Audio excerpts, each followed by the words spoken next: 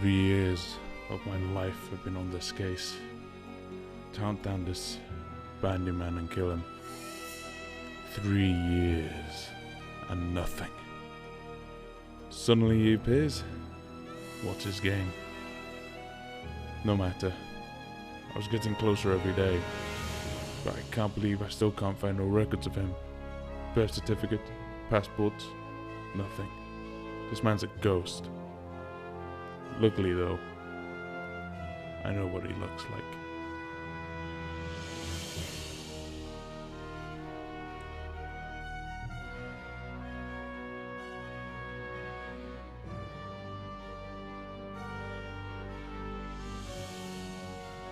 Where are you, Bandyman? Where are you hiding?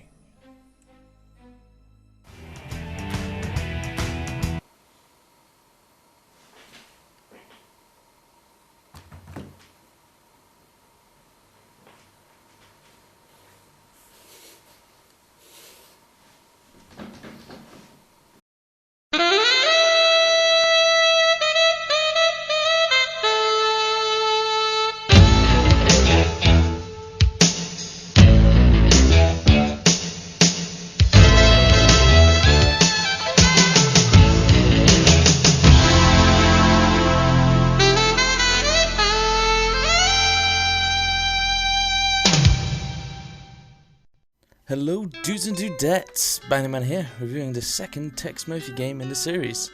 We continue our adventure in this weird and wonderful dystopian future of environmental disasters and never-ending bad luck for our hero Tex, who has had quite a facelift since Mean Streets. 2 years after the release of Mean Streets, we now have Martian Memorandum, which was released back in 1991. And at this point in the Tex Murphy series, it falls squarely into the very popular at the time point-and-click adventure game settings, whereas some of the most iconic games I feel came out, such as my very much favourite game, Broken Sword. The first thing you will notice is the immediate improvement to the quality of the sound, if not still a bit hard on the ears, but nonetheless a good improvement, with a variety of tunes and sound effects for all the different areas we'll get into.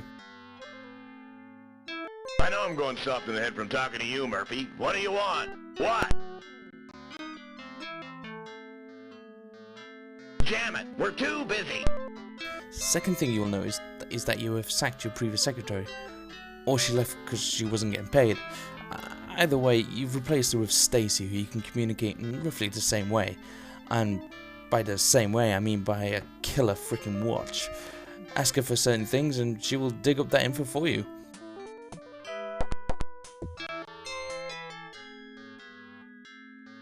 Hi, Tex. We've got a new case and you won't believe who it involves. I'll transmit the information. One thing you will miss, however, from the previous Tex Murphy games is a lack of an informant. And as much as it pains me to say, the speeder. I know I banged on it for drawing the previous game out longer than it needed to be, but as I said before, there should be cutscenes when travelling with a map, or not just nothing. There feels now a distinct lack of tying together the scenes. You simply choose the area you want to travel to and boom, you're there, with sometimes some text giving you a brief story of Tex Murphy's thoughts about what's happening to give a little backstory.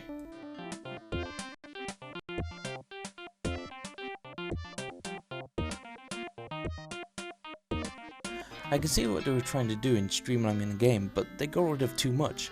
There isn't even any more combat.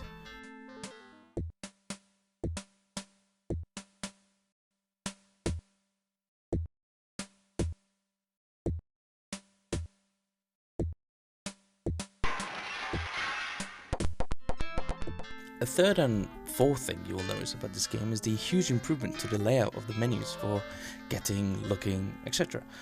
And the use of digitized people, which hints to the FMV ways the Tex Murphy series games end up going towards, but otherwise provides a very nice feel for the game as a result. Quite a few things, bad things to point out about this game too, so let me start from the top. Yes, there's a definite improvement to the menu system as I said, but midway through the game, if not earlier, you will start to notice that it's taking longer and longer for you to find a location or some items, because it just sticks it into one big list. and just makes you have to scroll through it all slowly. It really gets annoying as hell. Another bad thing, as I said, no gunfights, but I think I know what they replaced it with, and it's an annoying puzzle platforming kind of areas. These are just aimed to annoy, in my opinion, and just makes the player simply practice at loading up their game all the time. Which isn't a bad thing, I suppose, as you die in many different and wonderful ways. Though it isn't all bad, as you get to at least get to play with a hoverboard, which in any game, in my opinion, is freaking awesome. So, having talked about the mechanics of the game, what the hell is Tex up to?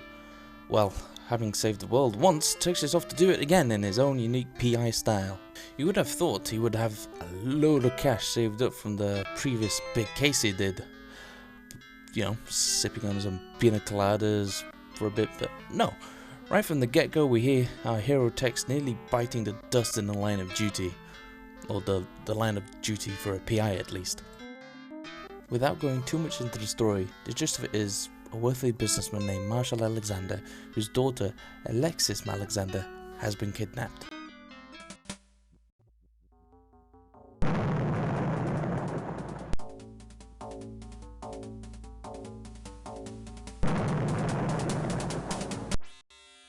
Something else was stolen from me, but no one must know that it's gone. Your job, as the amazing Tex Murphy, is to find her, of course, but along the way there are a vast array of characters for you to talk to, just like Main Street, which is great as it really adds to the overall storyline. Characters feel more alive with them being digitized, with their faces moving a bit when you speak to them, and multiple responses to choose from whilst talking to them, but still not the prettiest looking thing if I am honest, but it was great at the time. Anyway, continuing with the story, you will slowly unveil a mystery as to why Alexis was taken, and also find out that her kidnapper is linked to an item called the Oracle Stone, and with it one can foresee the future, which is what Alexander, or secretly known as Collier Stanton, did to build his empire. But the original discoverer of the Oracle Stone, Thomas Dangerfield, having tricked Alexis to steal the stone and kidnapping her, is attempting to harness the power of the stone. Obviously that cannot happen, and it's up to Tex again to save us again from some crazy dude again. Megacorps is always bad news in any game, aren't they? So, you can already see at this point where the Tex Murphy games are going, from their more experimental ways to the solid point-and-click adventure genre.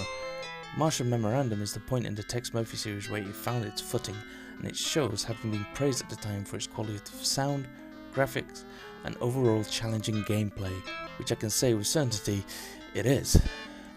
Also, another thing to add is this is the first of the Tex Murphy games that did not release on any console, while Mean Streets did. This in the long run was probably a good decision, as it allowed more focused gameplay elements to come into play in regards to just PC gaming, but also it probably was more difficult to make any point-and-click adventure game work on a console, purely as it would just not be as much fun in my mind. So, overall, what do I think of Tex Murphy and his new adventure? I feel it's a solid adventure game, if not lacking in many areas, but with its variety of characters, its settings, scenes, and Tex himself of course, it's a fun game. I love the story. The atmosphere the game tries to set is genuinely really good, but it's several of the game mechanics that keep this game from not just being good, but great. Time wasted searching the menus, the clunky menus themselves, finding, looking, lack of tying of the scenes together, really annoying ventilation puzzles. Together are just a few of them, but the Tex Murphy series is still in its heyday at this time, and Under a Killing Moon, which is next, is where the series really begins to shine. What was that about? I don't know, but how about a hot dog and a beer from Weenie World? Ooh, sounds good to me.